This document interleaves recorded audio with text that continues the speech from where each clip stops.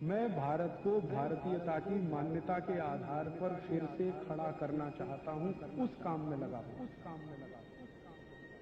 Aloe vera, ग्वारपाठा जरूर रखो अपने घर में। ग्वारपाठे का रस अद्भुत काम करता है, त्वचा की बीमारियों में काम करता है, पेट साफ करने में काम आता है।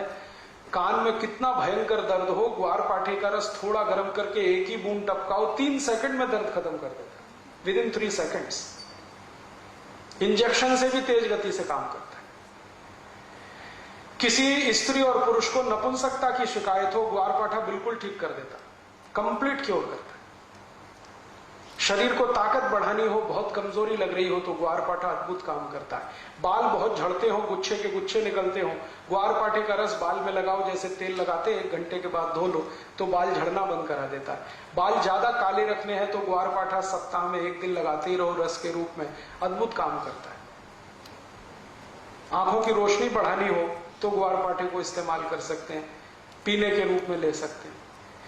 बच्चों को फोड़े फुंसियां बहुत होती हैं, 1-1 चम्मच ग्वारपाठे का रस 3-4 दिन पिला दो तो सब फोड़े फुंसियां होना बंद। गर्मियों में घमौरियां बहुत हो जाती हैं तो ग्वारपाठे का इस्तेमाल कर सकते हैं। मनुष्यों में, पुरुषों को एक बहुत खराब बीमारी होती है, उसको बार्बर सिचिंग कहते हैं। दाढ़ी बनाओ ना, उसके बाद लाल लाल फुंसियां हो जाती हैं, उनको बोलो कि ग्वारपाठे का रस लगा के फिर शेविंग करें तो कभी ये तकलीफ नहीं आती। बहुत अच्छी दवा है, घर में है, आप लगा सकते हैं। घर में भी हो सकता है, खेतों में भी हो सकता है। एक दिन मैंने ये सब गिना तो 108 दवाएं हमारे रसोई में हैं, 108, और इनसे हर बीमारी ठीक हो सकती है। कहीं घर के बाहर जाने की जरूरत ही नहीं है। और मैं तो सबको चिल्ला चिल्ला के कहता हूं कि आप बीमारी से नहीं, डॉक्टर से बचो। बीमारी खतरनाक नहीं है, डॉक्टर खतरनाक। एक बीमारी से दूसरे में फंसाएंगे, दूसरे से आपको तीसरे में ले जाएंगे, ठीक ही नहीं होने देंगे। और आजकल डॉक्टर जो दवाएं आपको खिलाते हैं ना, वो दवा अपनी मां बहन को कभी नहीं खिला सकते, ऐसी दवाएं आपको खिला देते हैं। जिन दवाओं पर कोई क्लिनिकल ट्रायल्स नहीं हुए हैं, जिन दवाओं को किसी ने अप्रूव भी नहीं किया है, उनको धड़ल्ले से प्रिस्क्राइब करते हैं क्योंकि कमीशन मिलता है।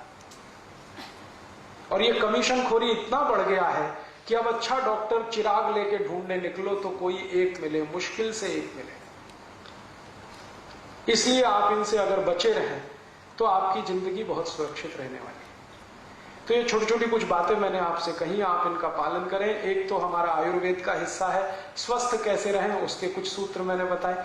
एक तो बीमारी आ गई तो अपने घर से उसका कैसा इलाज करें। कोई बीमारी ऐसी नहीं जिसका रसोई से इलाज ना हो सके, और अगर बहुत अधिक जरूरत पड़ेगी तो रसोई से 2-4 कदम ही आगे जाना पड़ेगा।